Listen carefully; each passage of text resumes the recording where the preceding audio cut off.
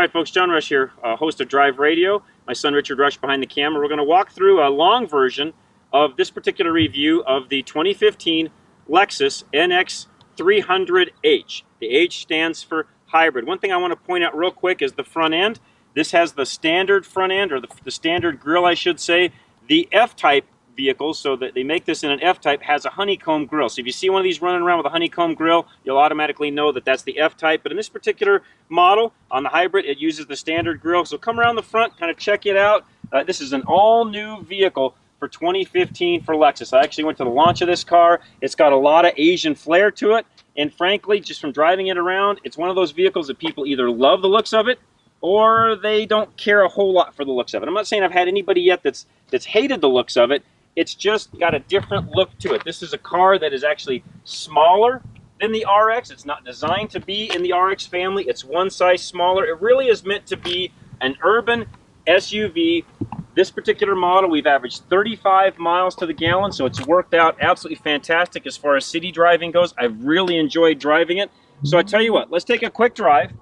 I'll come back, I'll walk you through some of the interior features, and I'll give you my opinion of the 2015 Lexus NX300h. All right, folks, we're going to take a drive now in the 2015 Lexus NX300h, and I'm going to back up actually, see if I can get out of the sun and see if I can get in a little better position where you can actually maybe see the screen. It does have the grid layout, and it does turn with you, which kind of helps. It actually helps if you're, if you're parking challenged. Those are always nice features that actually help with that. So the rest of the layout, pretty standard when it comes to Lexus. Of course, nice center stack. They've done a good job, good layout, nice center console, which, by the way, and I don't know if Richard can get this or not, it actually does come with a wireless charging station here. You have to put an adapter on your phone, but then you just lay your phone in there and it automatically charges, and of course it syncs up via Bluetooth, so you can actually play music and all of that through. There's actually a nice cool little thing here. There's a little area right here where you can put sunglasses, things like that, and then it also comes with a nice little camera, which is kind of a cool little feature, and that all just sits right here in the center console, which is another nice thing. As far as the nav and all that goes, I don't know if I can really show you this or not. When I go back here and I go to the home screen, go to the menu screen, I should say, and you can see I've got climate, nav, and again I'm just touching this with my finger to scroll across the different things I want to go to. Hit the nav. The map will come up.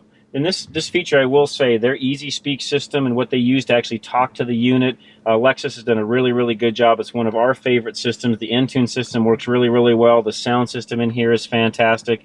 And again, all the rest of your controls, the TFT display, all the different information it gives back to the driver, all of that, frankly, works out very, very well. And if you've driven any Lexus vehicles at all, you'll know what I mean by that. It's just a very, very driver-centric, how do I want to say this? They've built this car around the driver is probably the best way for me to say it. So with that, let's do that. Let's take a drive in it real fast. And the hybrid engine just kicked on, I should say, or the gasoline engine for the hybrid system just kicked on. And this car's actually got a transmission that they made where it actually has, it's a CVT transmission, but they've made it to where when you really step on it, it feels like it actually downshifts like a regular transmission. Kind of a neat feature that they've added to this particular vehicle. And as far as the all-wheel drive goes on this particular model, on the NX300h, the rear drive is run with electric motors, and they kick in only as needed. So if it sends some slipping, things along those lines, the electric motors in the back actually kick the wheels in for added traction, and away you go. This would be a car that in our particular elevation with the winters that we have, would not hesitate to drive this car anywhere. It's quiet, it's smooth, it's nimble. There's actually 3 modes. You've got an eco, a normal, and a sport mode, and honestly, I never really even got to the sport mode other than just to try it out to see how well it works, because the car runs well enough just the way it is. You really don't need the sport mode. And I got as high as 37 miles to the gallon in this vehicle. So if you really were playing it right, playing your cards right, you could average in the high 30s with this vehicle on a daily basis. But that's the driving portion of the 2015 Lexus NX300h. Let's go back. I'll walk you through the interior and give you my opinion at the end of the review. All right, folks, hope you enjoyed the driving portion of the review. Again, 2015 Lexus NX300h. One thing some of you might ask is, who does this car compete with? What other lines of cars does it compete with? Well, BMW, Mercedes, Audi, they all have vehicles that compete with this particular vehicle, and I will tell you, the Lexus is priced right in line, in fact, a tad lower even than the other brands that I just mentioned. So opening up the hatch, and one thing, Lexus, if you're listening to this, I would recommend you do. A lot of the non-luxury brands are now starting to add features where you have the key fob, you walk up, and it pops the hatch. Frankly, every manufacturer needs to learn that technology, in my opinion, use it. It's such a handy feature. In this particular car, you've either got to hit the button or hit the button here to actually open up the rear hatch. Not a big deal. Just remember that it will not open up automatically. That's not a feature on this car.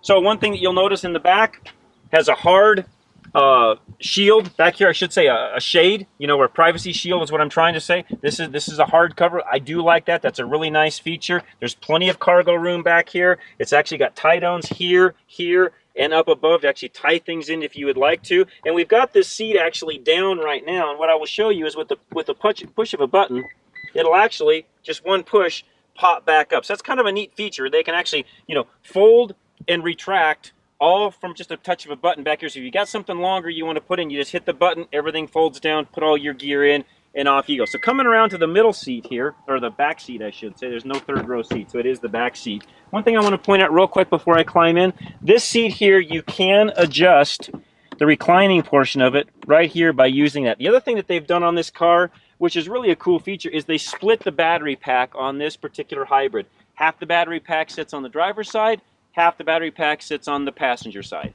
Okay, so now I'm actually in the rear seat of the 2015 NX300h. And as Richard will show you here on the side panel, lots of soft touch features inside the vehicle, from the leather seating to leather on the armrest, up above. I mean, it's got a lot of nice soft touch features. One thing I will say though is in the back seat of this car, not a ton of amenities. You've got the ability to recline the seat up and down, and frankly, that's about it. There's no controls for the HVAC.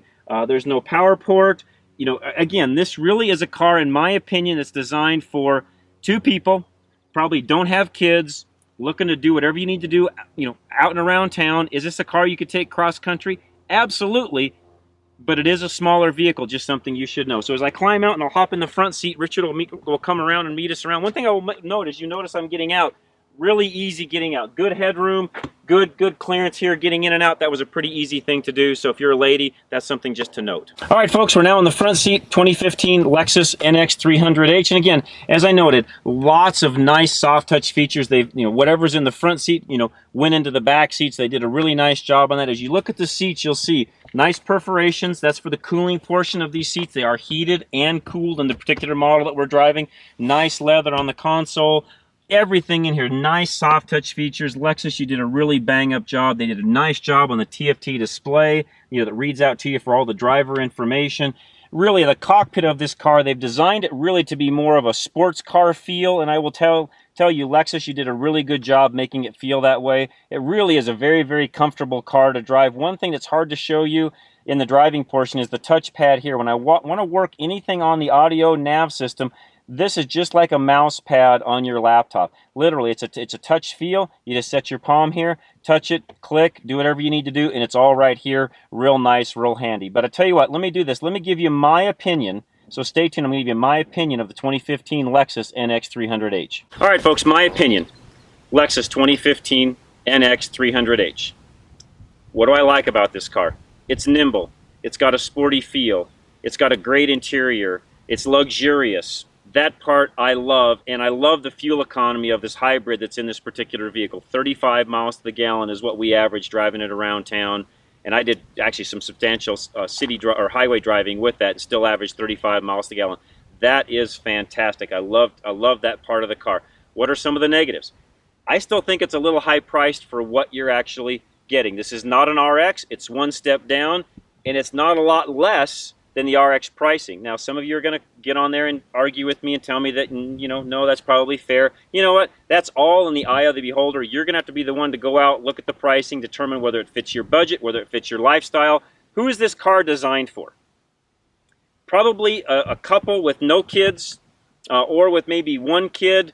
It's not going to be a family vehicle where you're going to put, you know, three. Of course, you can't put really more than about 2 passengers in it, even though there's 3 passenger seating in that middle seat, or in that rear seat, I should say. You're not going to get, you know, 3 full-size adults in the back seat of this particular vehicle. So in my opinion, it's more designed for that city dweller, somebody that's looking for a really practical vehicle, gets high mileage, it's good economy-wise, wants some luxury with it, and then also likes the styling of this particular vehicle. One thing about this vehicle that you know, some are going to like, some are not going to like, is the Asian styling that it actually has. This car was designed in Japan. It's got some different lines to it. You're going to have to be the judge as to whether or not you like the looks of this vehicle. Frankly, it would not keep me from buying it. I love driving this vehicle. So to me, it's a home run on that end of things. I really enjoyed it. So if you're interested in this vehicle, go out to your local Lexus dealer, check it out, drive it, sit in it, feel it, get your family inside of it, or your significant other, whoever it happens to be. Make sure they enjoy the vehicle also. And when you do that, tell them John and Richard Rush from Drive Radio sent you. All right, folks, hope you enjoyed this last review that we've just done.